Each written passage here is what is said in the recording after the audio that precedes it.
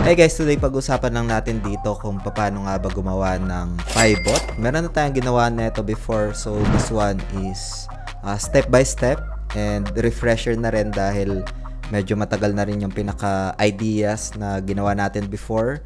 So papakita ko dito guys kung paano siya i-navigate. Ang dami mga nagtatanong sa atin neto and meron tayo ditong pinaka-example. Ayan, gamit itong app na ito and kahit cellphone lang is that pwede nating gawin yung pinaka-bot, no? So, it's a beginner lang ito sa mga nagtatanong, guys, no? And meron din tayong video kung paano siya i-withdraw if ever na magka-profits na. So, papunta sa GCash, e-wallets, or papunta sa mga banks, no? So, sa end part ng video, papakita ko sa inyo kung paano siya gagawin yung pag-withdraw kapag nagka-profits na yung bots na ginawa natin dito, guys, no? Meron din tayo ditong example along this video, ipapakita ko sa inyo. Pero bago tayo dito magsimula, guys, kung hindi nyo pa na-like itong video na ito, please like this video first. Subscribe nyo yung YouTube channel natin, turn on the bell icon para ma-notify kayo dito sa mga updates natin na ginagawa sa ating YouTube channel, guys, no? So ito, especially sa mga nagtatanong, step by step ko na lang na gagawin dahil ang daming mga nagre-request kung paano nga ba yung Pi Network bot, no? So dito, guys, check muna natin kasi we have this 17k. Ayan, so meron tayong today's PNL. Hindi pa naman ito tapos kasi nagra-run ito for the whole day, guys, no? Nagkakaroon siya ng automated buy and sell kapag nagkakaroon ng pagbagsak ng presyo. Magti-trigger siya doon ng buy order, guys, no? If ever man na bumagsak yung presyo, i-DCA niya yon at kapag umakyat, doon niya ibebenta, no? So, pwede nating i-check. Meron tayo ditong example, guys, na sa running na. So, meron tayong, for example, this one. So, running na ito and meron tayong pinaka-profits na USDT dito. So, for now, guys, no, bigyan ko lang dito ng pinaka-step by step na insights dahil sa mga nagtatanong nga, I think they have this challenge kung paano siya i-navigate. And siguro, curious lang din. Again, guys, na itong video natin today is just for ideas lang, for reference, and does not qualify as an investment or financial advice. This is only for educational purposes. I just want to share my experience and at the same time, i-share ko din yung idea dito para sa mga nagtatanong, no? So, let's go back muna tayo dito. Itong app na ito, guys, ay matagal na rin natin ginagamit and if ever na you're interested, you can just go lang sa description ng video natin dito. And then, puntahan lang natin itong more.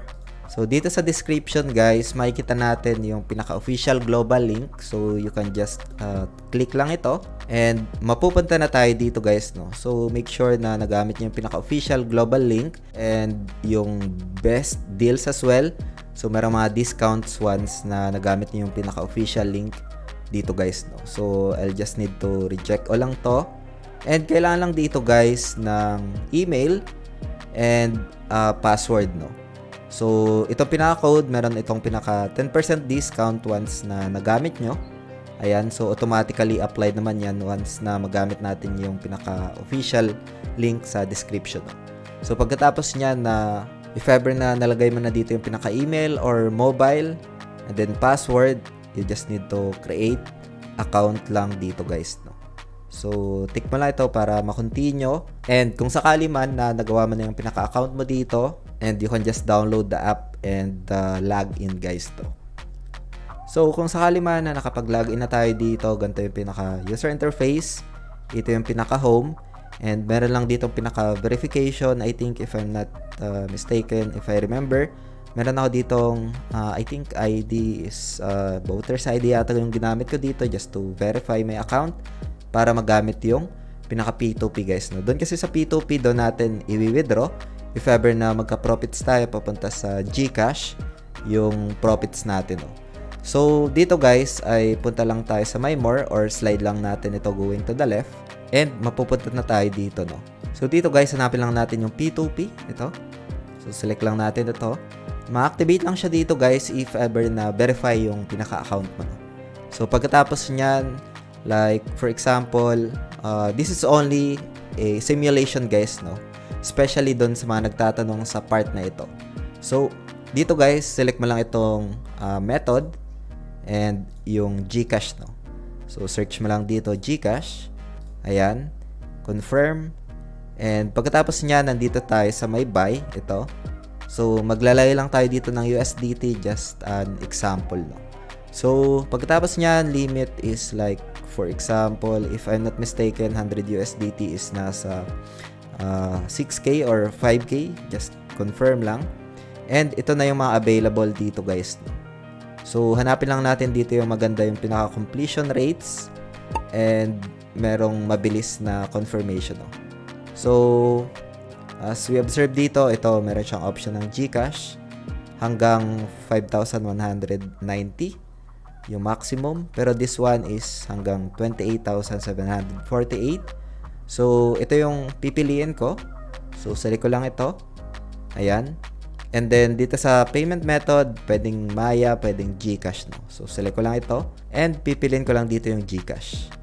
So pagkatapos niyan, lalagay ko lang dito, like for example 61. Ayan. And then confirm and buy USDT with 0 fees, agree. And dito, guys, no, i-chat mo lang siya. Ayan.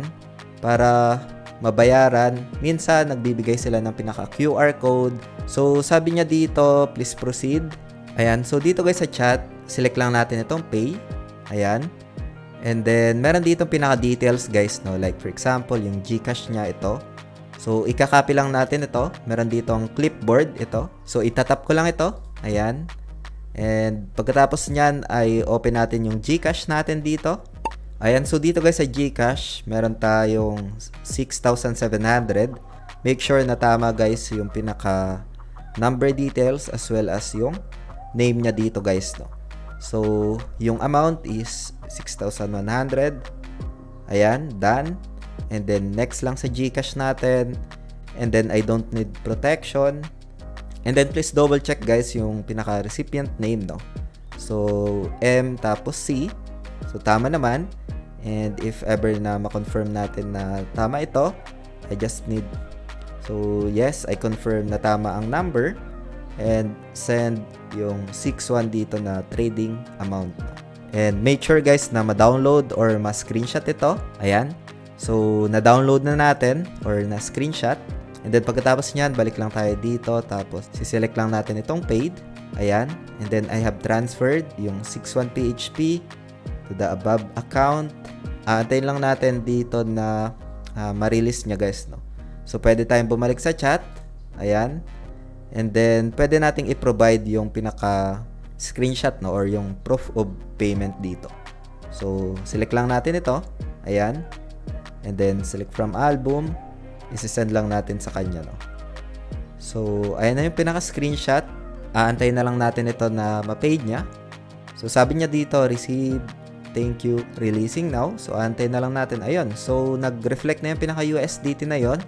Meron na tayo dito ang pinaka assets na pwede natin gamitin for the bots, no. Again, guys, this is just a simulation. So pagkatapos niyan, punta lang tayo dito sa my view assets. Ayan, so nag-reflect na dito. Ayan, so dito, guys, no, para puntahan yung pinaka AI bots or trading bots for Pi Network, punta lang tayo dito sa my home. And pagkatapos niyan, select lang natin itong trading bots. Ayan. And dito, guys, merong option ng spot and futures, no. Pero bago ito, guys, ay balik muna tayo. Kukuha lang tayo dito, guys, ng isang tokens tapos Pi Network. This is at tips, no. Yung tokens na yun will decrease yung pinaka fees, no. So punta lang tayo dito sa my trade. Ayan. And then dito sa my spot, select natin dito yung option ng BGB. So BGB. Ayan. And spot BGB. So select lang natin ito. And then as we can see, guys, if ever na hindi pa dito nagre-reflect yung USDT, meron ditong plus icon, no? So select lang natin ito.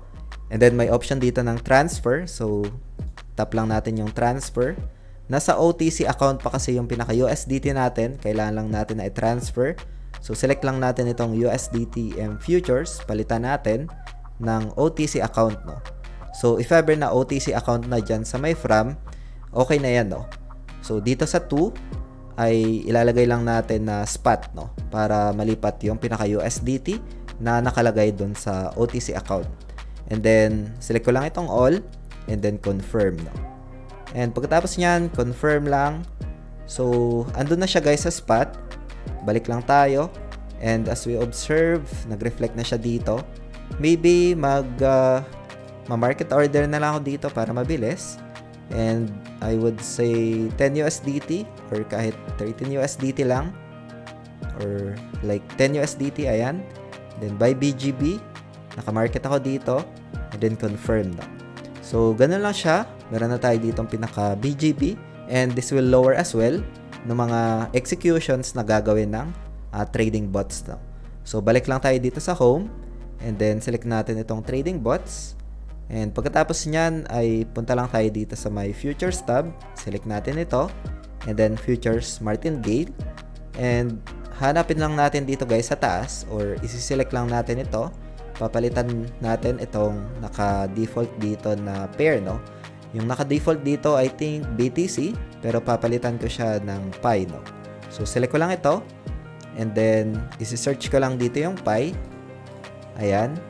And as we observe, andito siya sa pangatlo. So, select ko lang itong Pi USDT. Ito na yung pinaka pair ng Pi USDT. Bali, na-select na natin. So, ngayon, magsiset-up lang ako dito guys. Now, again, ito yung base sa experience ko na sa tingin ko is, or based from my experience, ay effective yung nagiging executions niya dito. So, ngayon ay idea lang ito. Again guys, na I keep mentioning, itong video natin today is just for ideas lang. I just want to answer your feedbacks and questions. And does not qualify as an investment or financial advice guys. So, dito sa trigger, i-edit ko lang dito na for example, maybe 0.5. Kung sakali man na mag-price drop siya ng 0.5, doon siya magti-trigger, no? So, dito naman sa pinaka-take profit target, sakali man na umakyat siya ng maybe 2%, ay i-take profit niya, no? Or magbibenta siya. So, automatically na siya dito na mag-execute. And I select dito guys ng long. Dahil as per checking doon sa price action, mamaya i-check natin.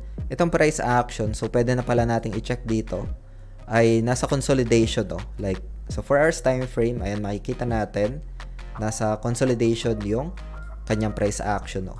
So, accumulation, andyan siya nakaupo sa may support zone.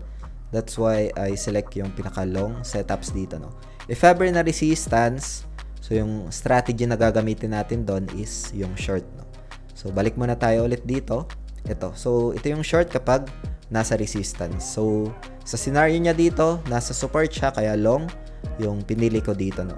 So, sa margin, guys, I would say like 0.8 yung gagamitin ko dito, 0.8.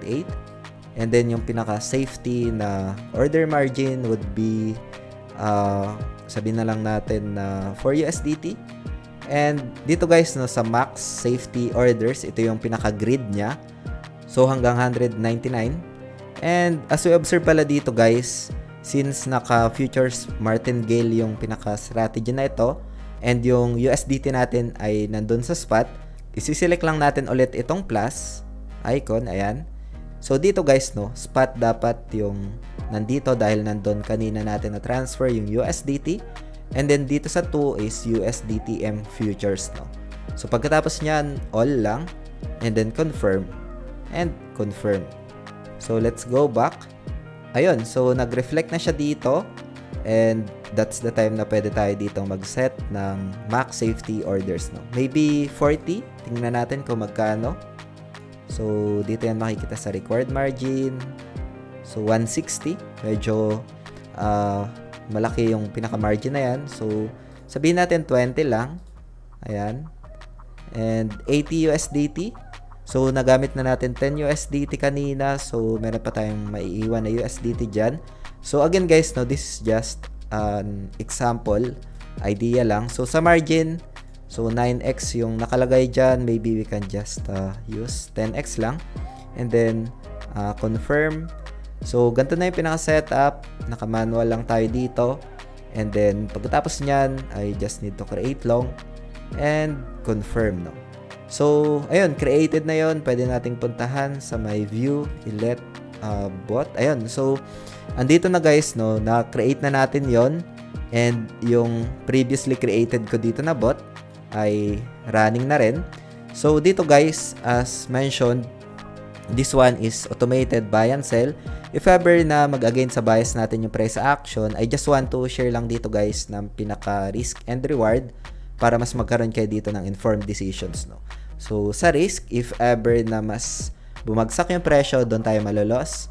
But we can manually terminate naman ito if ever na mataas na yung pinaka-loss, and based sa risk appetite natin, ay decide na tayo dito to terminate or to cut yung loss, no? So, we can just terminate naman dito anytime. And if ever man sa upside or yung pinaka-reward niya, tumaas yung presyo, just like what happened dito sa una nating na setup, ay magkaka-profits tayo, no? So, itong isang to, pwede naman natin siya i-terminate and makukuha natin yung pinaka-USDT dito, guys, no? So, for this one, close muna natin.